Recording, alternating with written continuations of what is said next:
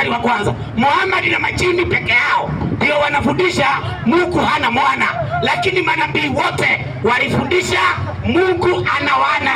Yesu ni mwana pekee wa Mungu. Na hiyo hamwezi kuweza. Hizo hoja mwezani. Hakuna mwe huyu ana wana. Soma hiyo. Kitabu ni cha Qur'ani.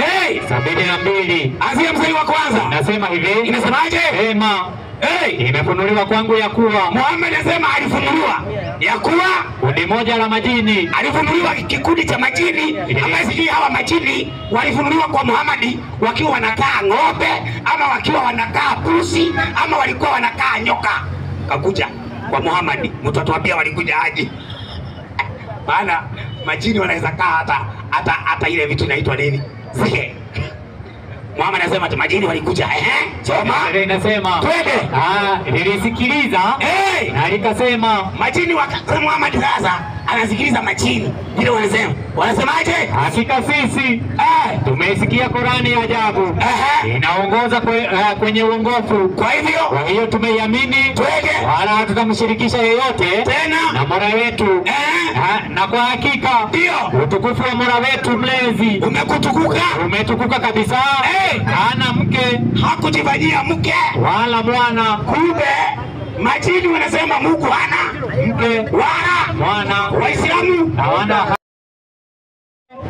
mwana. Muhammad hana Mungu. Sasa hiyo imani ya Mungu hana mwana ni yenu na Muhammad na majini, lakini manabii wote na mitume wote walisema Mungu ana mwana na Yesu ni mwana wa Mungu. Walisema isipokuwa Muhammad, majini na Waislamu. Hiyo imeingia kabisa. Msomaji, sasa hasara ya watu kukataa mwana wa Mungu ambaye ni Yesu, hasara yao ni gani? Yohana 3:36 inasema hivi. Inasemaje? Kitabu ni cha Yohana 3:36. Twende. Maandiko matakatifu yanasema hivi. Yanasemaje? Yanasema hivi. Ndio. Yohana 3 mstari wake ni wa 36. Ndio. Amwaminie Bwana. Amwaminie Bwana yuna uzima wa milele. Yuna uzima wa milele. Asiyemwamini Bwana, asiyemwamini Bwana hataona uzima, bali ghadhabu ya Mungu inamkalia. Unaona Yesu anasema majini watu wataenda jehanamu kwa kupinga Yesu ni mwana wa Mungu. Waislamu nao jehanamu, finali jehanamu, halidina fiha abadan.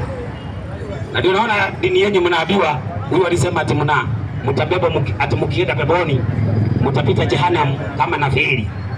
Feri ni kama vile watu wanapita na feri baharini, ni jehanamu, nyinyi mko juu ya jehanamu. Hiyo ni imani. Hapa ndio silimu. Mimi subutu. Msomaji, mwalimu, waraka wa kwanza Yohana 5:10. Huko kwanza unajua mimi najuaga ni Muislamu suku. Sasa mimi sasa ninafurahia maana nasikia kufa. Soma hiyo. Waraka wa kwanza wa Yohana. Ndio. 5 mstari wake ni wa 10. Safi. Biblia takatifu inasema hivi. Inasemaje? Yeye amwaminie mwana wa Mungu. Yeye amwaminie mwana wa Mungu anao huo uzima ndani yake. Anao huo uzima ndani yake. Asiyemwamini Mungu, asiyemwamini Mungu amefanya kuwa uongo. Amemfanya kuwa muongo.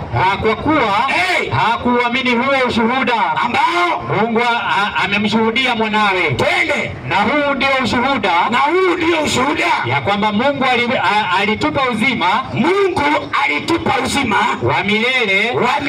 Na uzima huu umo katika mwanawe. Uzima huo uko katika mwanawe. Maliza. Inaendelea inasema hivi. Ndio. Yeye aliye naye mwana anao huo uzima. Maliza. Asiye naye mwana wa Mungu hana huo uzima. Hawa wanakubali mwana wa Mungu? Hapana. Hawana uzima. Unaona wanapita wapi? Jehanamu. Jehanamu. Sababu wamekataa hiyo. Mkikubali hiyo, mbinguni, paradise highway. Kukataa hivyo, nyinyi na majini peponi. Maana imani yenu ni moja. Msomaji, mwalimu, hebu nipe 3:11 Marko, maana wanaweza kuja hapo waseme ati kuna majini wanasema Yesu ni mwana wa Mungu. Walisema wakakatazwa, walisema wakakatazwa. Kama wangekubaliwa leo tungekuwa na majini waliobatizwa, lakini walikatazwa. Soma tusikie. Inasema hivi, ndio 3:11 kitabu ni cha Marko.